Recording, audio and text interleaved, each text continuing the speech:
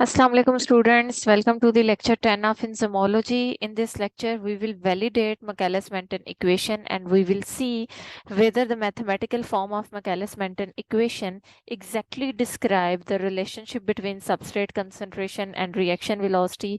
बिल्कुल वैसा relationship जैसा relationship हमने substrate concentration और reaction velocity के दरमियान एक ग्राफ प्लॉट करके ड्रॉ किया था. क्या mathematical form of Michaelis-Menten equation उस प्लॉट को वैलिडेट करती है या नहीं. यानी हम इस प्लॉट को सबस्ट्रेट कंसंट्रेशन और रिएक्शन वेलोसिटी के दरमियान जो हाइपरबोलिक ग्राफ हमने प्लॉट किया था इसको सामने रखेंगे और जो इन्फॉर्मेशन हमने वहां पे डिराइव की थी हम ये देखेंगे कि क्या mathematical expression of Michaelis-Menten equation उसको ठीक प्रूफ करती है या नहीं. ओके बच्चों, प्रॉपरली लेक्चर को स्टार्ट करते हैं and again I will draw this graph which is between substrate concentration and reaction velocity. इस ग्राफ में सबस्ट्रेट कंसंट्रेशन को आप एक्स एक्सिस पे शो करते हैं और रिएक्शन वेलोसिटी को हम शो करते हैं वाई एक्सिस पे. ठीक है, इन दोनों के यूनिट्स भी मैं लिख देती हूँ. Reaction velocity is in micromoles per minute और सबस्ट्रेट कंसंट्रेशन सपोज यहाँ पे हम माइक्रोमोल्स या मिलीमोल्स के अंदर लेते हैं. This type of graph is hyperbolic in nature, which means कि starting में आपको सबस्ट्रेट कंसंट्रेशन और रिएक्शन वेलोसिटी के दरमियान एक लीनियर रिलेशनशिप नजर आता है और with the passage of time जब हाई सबस्ट्रेट कंसंट्रेशन है तो तब आपका ये जो ग्राफ है इसमें ये जो ब्लू लाइन है ये लेवल ऑफ होना शुरू हो जाती है. विच मीन्स इज कि इस टाइम पे आपका ये लीनियर रिलेशनशिप जो है ये डिसअपियर हो जाता है. इसकी रीजन हम साथ साथ देखते जाएंगे.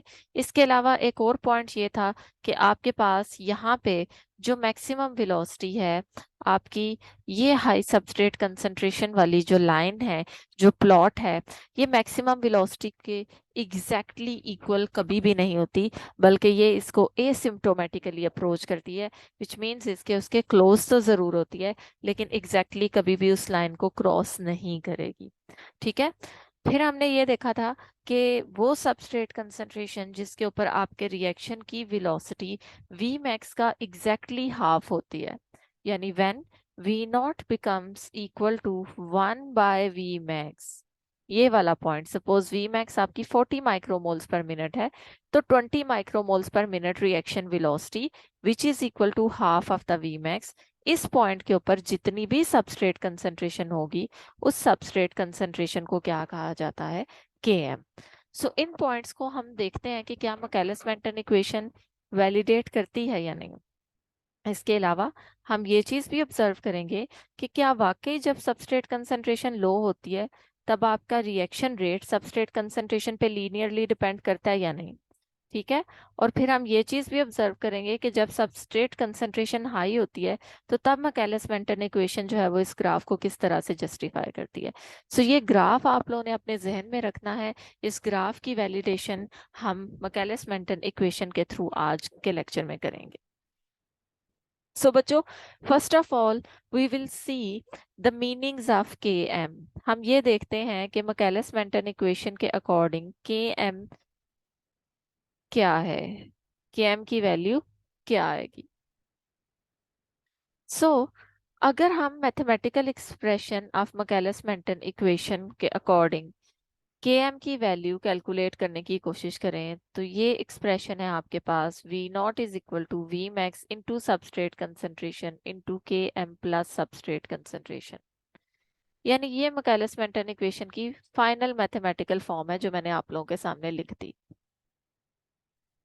अब Michaelis-Menten रिलेशनशिप के अकॉर्डिंग अगर हम यहाँ पे ये कंडीशन अप्लाई करते हैं कि जब आपके पास रिएक्शन वेलोसिटी इक्वल हो जाती है half of the V max के, वी मैक्स बाय 2. ठीक है, हम ये कंडीशन यहाँ पे अप्लाई करके देखते हैं कि जब आपके रिएक्शन की velocity half of the V max के इक्वल होती है तो तब Michaelis-Menten इक्वेशन किस फॉर्म में जाती है. हम इस इक्वेशन में अगर इस एक्सप्रेशन को पुट करते हैं तो हम वी नॉट की जगह लिख लेते हैं V max by 2 is equal to V max into substrate concentration over Km plus substrate concentration। अब अगर इसको रीअरेंज करें तो हम इस एक्सप्रेशन को सिंप्लीफाई कर सकते हैं। किस तरह से? क्रॉस मल्टीप्लाई किया जा सकता है। Vmax by 2 is equal to Vmax into substrate concentration over Km plus substrate concentration। अगर आप इसको क्रॉस मल्टीप्लाई करेंगे तो Vmax मल्टीप्लाई होगा इस पूरे एक्सप्रेशन के साथ which is Km plus substrate concentration and it will be equal to the 2 into Vmax into substrate concentration। अब यहाँ पे Vmax का एक्सप्रेशन इससे कैंसिल हो सकता है और हमारे पास ये एक्सप्रेशन मजीद सिंप्लीफाई हो सकता है। Km into substrate concentration is equal to 2 into substrate concentration। ठीक है। और अगर आपको यहाँ से Km की वैल्यू कैलकुलेट करनी है तो आप इसको मजीद सिंप्लीफाई कर सकते हैं। Km is equal to 2 into substrate concentration minus substrate concentration और फाइनल एक्सप्रेशन आएगा Km into substrate concentration। सो जो हमने मैकेलिस-मेंटन इक्वेशन से पहले इफेक्ट ऑफ सबस्ट्रेट कंसंट्रेशन और रिएक्शन वेलोसिटी पढ़ा था, वहां पे हमने यही चीज देखी थी कि Km इज सबस्ट्रेट कंसंट्रेशन और ये वो सबस्ट्रेट कंसंट्रेशन है जिस पे आपके रिएक्शन की वेलोसिटी Vmax का हाफ हो जाए। सो इट मींस कि हमारे पास मैथमेटिकल एक्सप्रेशन मैकेलिस-मेंटन इक्वेशन का जो है उसने इस चीज को करेक्ट साबित किया है। उसने Km को सबस्ट्रेट कंसंट्रेशन के इक्वल ही किया है। ठीक है। एक्स एक्सिस पे अगर आप इसको प्लॉट करें तो वो सबस्ट्रेट कंसंट्रेशन जिस पे रिएक्शन वेलोसिटी Vmax का हाफ रह जाए आप उसको क्या कहते हैं? Km। अब इसी इक्वेशन को हम दूसरे एंगल से भी देख लेते हैं। हम ऑलरेडी यहाँ पे क्या करते हैं, हम Km को सबस्ट्रेट कंसंट्रेशन के इक्वल रखते हैं और फिर देखते हैं कि आपकी ये वैल्यू क्या आती है।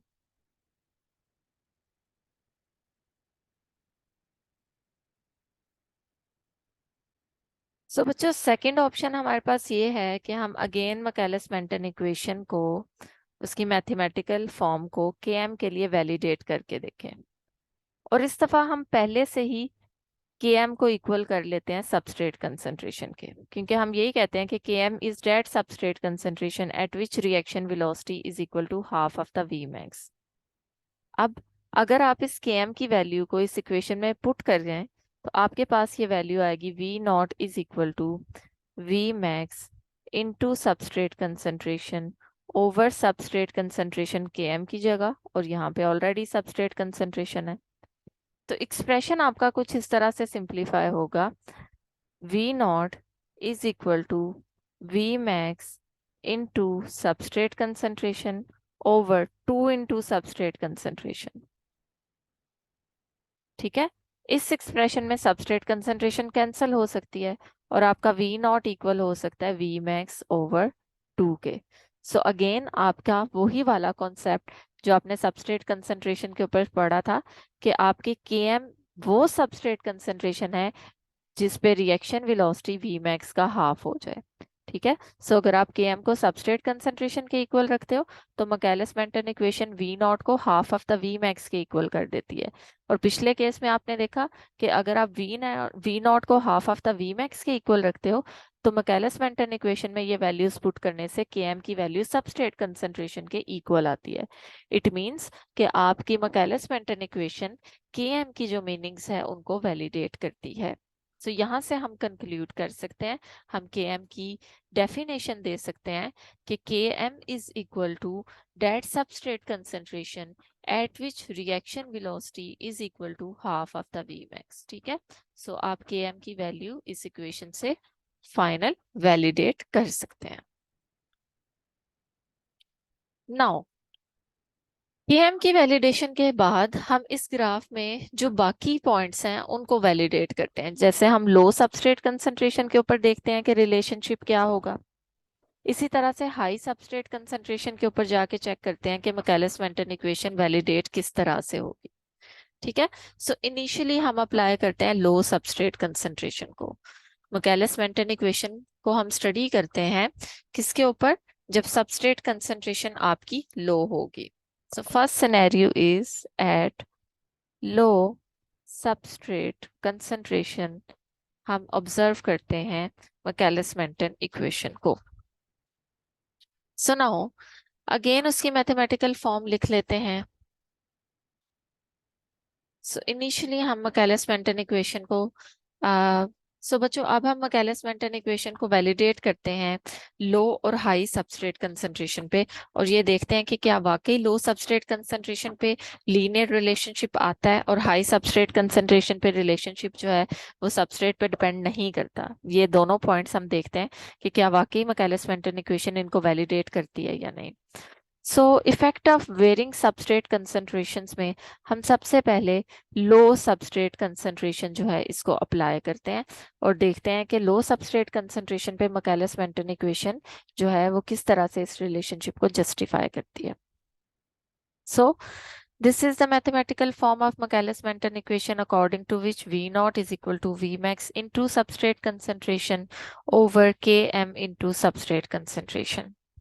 ठीक है, अब अगर हम स्टार्टिंग में ये अज्यूम कर रहे हैं कि स्टार्टिंग कंडीशन में जब आपका रिएक्शन बिल्कुल स्टार्ट है तब सबस्ट्रेट कंसंट्रेशन लो है, अगर साथ में इस ग्राफ को भी प्लॉट कर लें तो बिल्कुल शुरू शुरू के पीरियड्स में आपके पास सबस्ट्रेट कंसंट्रेशन जब बहुत लो है, इस लो सबस्ट्रेट कंसंट्रेशन पे आप डिनोमिनेटर में सबस्ट्रेट कंसंट्रेशन को इग्नोर कर सकते हैं। ठीक है, because substrate concentration is very very लो। ठीक है, आप ये कह सकते हैं कि substrate concentration is very very लो।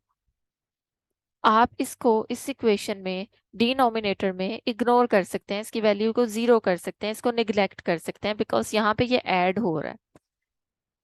इस केस में यहाँ पे आप इसको जीरो नहीं कर सकते बिकॉज यहाँ पे ये मल्टीप्लाई हो रहा है, मल्टीप्लिकेशन में आप इसको इग्नोर नहीं करोगे। So if the substrate concentration is very very लो तो आपकी मैकेलिस मेंटन इक्वेशन में हम डिनोमिनेटर में सबस्ट्रेट कंसंट्रेशन को इग्नोर कर देते हैं और यहाँ पे हम वैल्यू लिख देते हैं सिर्फ और सिर्फ Km। अब ये जो आपके पास रिलेशनशिप आ रहा है इसको अगर आप देखें तो there is a direct relationship, reaction velocity is directly proportional to substrate concentration. इनके दरमियान डायरेक्ट रिलेशनशिप है। इट मीन्स कि जितनी सबस्ट्रेट कंसंट्रेशन बढ़ा दी जाएगी उतने ही आपका रिएक्शन का जो रेट है, रिएक्शन की वेलोसिटी है, वो क्या होती जाएगी, बढ़ती जाएगी। सो अब अगर आप मैकेलिस मेंटन इक्वेशन को वैलिडेट करें इस ग्राफ के थ्रू तो आप देख सकते हैं कि शुरू शुरू में जब सबस्ट्रेट कंसंट्रेशन लो होती है तो सबस्ट्रेट कंसंट्रेशन के ऊपर, लो सबस्ट्रेट कंसंट्रेशन के ऊपर मैकेलिस मेंटन इक्वेशन अपनी ये फॉर्म अज्यूम करती है जिसके अकॉर्डिंग उस कंडीशंस में रिएक्शन वेलोसिटी और सबस्ट्रेट कंसंट्रेशन में एक डायरेक्ट रिलेशनशिप है, विच मीन्स इज कि जितनी सबस्ट्रेट कंसंट्रेशन आप ऐड करोगे उतनी रिएक्शन वेलोसिटी इंक्रीज होती जाएगी, जितनी सबस्ट्रेट कंसंट्रेशन कम करोगे उतनी रिएक्शन वेलोसिटी कम होती जाएगी। इस केस में डिनोमिनेटर में सबस्ट्रेट कंसंट्रेशन का जो फैक्टर है इट कैन बी इग्नोर्ड। ठीक है, अब इसी सिनेरियो को हम अप्लाई करते हैं हाई सबस्ट्रेट कंसंट्रेशन पे। जब आप हाई सबस्ट्रेट कंसंट्रेशन के ऊपर जाते हो तो एट हाई सबस्ट्रेट कंसंट्रेशन आप mathematical expression of Michaelis Menten equation को इस तरह से सिंप्लीफाई कर सकते हो। इस केस में आपके ग्राफ में जो सबस्ट्रेट कंसंट्रेशन है, जैसे पिछले केस में सपोज ये वैल्यू आपकी Km की है और आपने सबस्ट्रेट कंसंट्रेशन बहुत लो देखी थी, पिछले केस में आपकी substrate concentration was very very low than Km, इसलिए आपने सबस्ट्रेट कंसंट्रेशन को इग्नोर किया था, Km को इग्नोर नहीं किया था। लेकिन जब आप हाई सबस्ट्रेट कंसंट्रेशन पे जाते हो सपोज यहाँ पे, तो इस केस में आपकी Km value is very very low than substrate concentration. So it means कि अब आप इस मैकेलिस मेंटन इक्वेशन में डिनोमिनेटर में सबस्ट्रेट कंसंट्रेशन को इग्नोर नहीं कर सकते, आप Km को इग्नोर कर सकते हो। सो आपकी मैथमेटिकल फॉर्म जो है मैकेलिस मेंटन इक्वेशन की वो कुछ इस तरह से आ जाएगी, Vmax into substrate concentration over substrate concentration. ठीक है, बिकॉज Km को आपने क्या कर दिया, इग्नोर कर दिया। Now substrate concentration can be cancelled out, और इसके बाद आपकी reaction velocity will be equal to Vmax। ठीक है, अगेन जब आप ग्राफ पढ़ते हैं, ग्राफ को देखते हैं, तो आप यहाँ पे यही चीज तो कहते हैं कि आपका जब सबस्ट्रेट कंसंट्रेशन Km से बहुत ज्यादा हो जाती है, उस केस में आपका रिएक्शन रेट इंक्रीज नहीं होता, क्योंकि तब आपका रिएक्शन मैक्सिमम रेट शो कर रहा होता है। वी नॉट किसके इक्वल हो चुकी होती है, वी मैक्स के। तो अगेन अगर आप mathematical expression of Michaelis Menten equation को हाई सबस्ट्रेट कंसंट्रेशन पे अप्लाई करें, तो हाई सबस्ट्रेट कंसंट्रेशन पे वी नॉट इक्वल हो जाता है वी मैक्स के। तो इस तरह से हम लो और हाई सबस्ट्रेट कंसंट्रेशन के ऊपर मैकेलस मेंटन इक्वेशन को अप्लाई करके इन पॉइंट्स को वैलिडेट कर सकते हैं कि यस, मैकेलस मेंटन इक्वेशन जो इससे पहले हम लोगों ने थ्योरेटिकली एक्सप्लेन किया था कि सबस्ट्रेट कंसंट्रेशन का रिएक्शन वेलोसिटी पे ये इफेक्ट हो सकता है। लो रिएक्शन की इनिशियल कंडीशंस में देयर इज अ डायरेक्ट और लीनियर रिलेशनशिप, और रिएक्शन के फाइनल स्टेप्स में आपका सबस्ट्रेट कंसंट्रेशन का रिएक्शन वेलोसिटी पे कोई इफेक्ट नहीं होता, क्योंकि तब आपका रिएक्शन जो है वो मैक्सिमम वेलोसिटी शो कर रहा होता है। सो आपने ये चीज नोट की कि मैकेलस मेंटन इक्वेशन इन दोनों पॉइंट्स को जस्टिफाई करी है। सो आप कह सकते हैं कि मैकेलस मेंटन इक्वेशन रिएक्शन रेट और सबस्ट्रेट कंसंट्रेशन के दरमियान जो एक्चुअल रिलेशनशिप है उसको क्या करती है, वैलिडेट करती है, जस्टिफाई करती है। अब बच्चों, इसी मैकेलस मेंटन इक्वेशन को सामने रखते हुए हम के एम के बारे में एक यूजफुल इंफॉर्मेशन ड्राइव करेंगे। जैसे अभी थोड़ी देर पहले आप लोगों ने देखा कि मैंने ये चीज जस्टिफाई की कि के एम जो है ये वो सबस्ट्रेट कंसंट्रेशन है जिसके ऊपर आपके रिएक्शन की वेलोसिटी वी मैक्स का हाफ हो जाती है। और मैकेलस मेंटन इक्वेशन में आपने इस के एम का मैथमेटिकल एक्सप्रेशन भी देखा है कि Km is equal to ratio of the rate constant of ES breakdown and ES formation। यानी अगर आप इसकी वैल्यू देखें तो it is equal to K-1 plus K2 over K1। ठीक है, इस Km वैल्यू से हम बच्चों एंजाइम और सबस्ट्रेट की एफिनिटी को भी कैलकुलेट कर सकते हैं। लेकिन अगेन ये आप उस केस में कैलकुलेट करेंगे जब आपकी ये इक्वेशन एंजाइम कैटालाइज रिएक्शन की इक्वेशन मजीद सिंप्लीफाई हो जाए, यानी आपका एंजाइम सबस्ट्रेट के साथ मिलके एंजाइम सबस्ट्रेट कॉम्प्लेक्स बनाए, और ये एंजाइम सबस्ट्रेट कॉम्प्लेक्स कितना जल्दी वापस एंजाइम और सबस्ट्रेट में ब्रेक होगा। इस केस में हम प्रोडक्ट फॉर्मेशन के स्टेप को क्या कर देंगे, इग्नोर कर देंगे। यानी जिस तरह से इससे पहले हमने K-2 को इग्नोर किया था ना, ये कह के कि जब आपका रिएक्शन बिल्कुल स्टार्टिंग कंडीशंस में होता है तो तब प्रोडक्ट वापस कन्वर्ट नहीं हो सकती रिएक्टेंट में, बिकॉज प्रोडक्ट की कंसंट्रेशन बहुत लो होती है। सो हमने K2 को इग्नोर किया था। इसी तरह से हम यहाँ पे ये अज्यूम करेंगे कि रिएक्शन जब आपका स्टार्टिंग कंडीशन में होता है तब आपकी ES कॉम्प्लेक्स की कंसंट्रेशन अभी कम होती है, बिकॉज एंजाइम सबस्ट्रेट के साथ कंबाइन हो रहा है और ES कॉम्प्लेक्स बना रहा है। ये ES कॉम्प्लेक्स जब तक एक सिग्निफिकेंट कंसंट्रेशन में नहीं बनता तब तक प्रोडक्ट फॉर्मेशन नहीं होगी। सो इनिशियली अगर आप इस रिएक्शन को सिर्फ इतने ही पार्ट्स में कंसीडर करें तो आप इस तरह से इन दोनों रेट कांस्टेंट्स की वैल्यूज को कंपेयर करते हुए एंजाइम की उसकी सबस्ट्रेट के लिए एफिनिटी को मेजर कर सकते हो। अब आप एंजाइम और सबस्ट्रेट की एफिनिटी को किस तरह से मेजर कर सकते हो, आप कह सकते हो कि अगर एक एंजाइम अपनी सबस्ट्रेट के साथ बाइंड करता है, एंजाइम सबस्ट्रेट कॉम्प्लेक्स बनाता है, तो this enzyme is having very much affinity for its substrate. ठीक है, यानी एक एंजाइम अगर उसमें ES फॉर्मेशन का रेट ES ब्रेकडाउन के रेट की निस्बत ज्यादा है, ES फॉर्मेशन का रेट ज्यादा है, ES ब्रेकडाउन का रेट कम है, तो एंजाइम सबस्ट्रेट के लिए एफिनिटी रखता है। यही वजह है कि एंजाइम सबस्ट्रेट से मिलता है, एंजाइम सबस्ट्रेट कॉम्प्लेक्स बनाता है, और एंजाइम सबस्ट्रेट कॉम्प्लेक्स वापस एंजाइम और सबस्ट्रेट में कन्वर्ट नहीं हो रहा। It means enzyme is having affinity for substrate. लेकिन अगर आपका एक एंजाइम सबस्ट्रेट के साथ बाइंड करता है और फौरी तौर पे उससे अलग हो जाता है, ठीक है, यानी ईएस फॉर्मेशन का रेट कम है और ईएस ब्रेकडाउन का रेट ज्यादा है, तो इसका ये मतलब है कि एंजाइम सबस्ट्रेट के लिए इतनी एफिनिटी नहीं रखता। सो Km value which is the ratio of rate of ES breakdown and rate of ES formation, ये हमें एंजाइम और सबस्ट्रेट के दरमियान एफिनिटी के बारे में भी इंफॉर्मेशन प्रोवाइड करती है। एंजाइम सबस्ट्रेट एफिनिटी, अगर आपकी Km की वैल्यू कम है, Km वैल्यू लो होने का मतलब है कि आपका रेट ऑफ ईएस फॉर्मेशन ज्यादा है और रेट ऑफ ईएस ब्रेकडाउन कम है। इनवर्स रिलेशनशिप है ना। Km वैल्यू के कम होने का मतलब है कि ईएस फॉर्मेशन का रेट ज्यादा है। इट मींस कि एंजाइम सबस्ट्रेट के साथ मिलता है और ईएस कॉम्प्लेक्स बना रहा है, विच मींस इसके enzyme is having very much affinity for its substrate. So low Km value का मतलब है हाई एफिनिटी। इसी तरह से अगर आपकी Km वैल्यू हाई आती है, अब हाई कब आएगी? जब ईएस की ब्रेकडाउन ज्यादा होगी। ईएस ब्रेकडाउन का क्या मतलब है?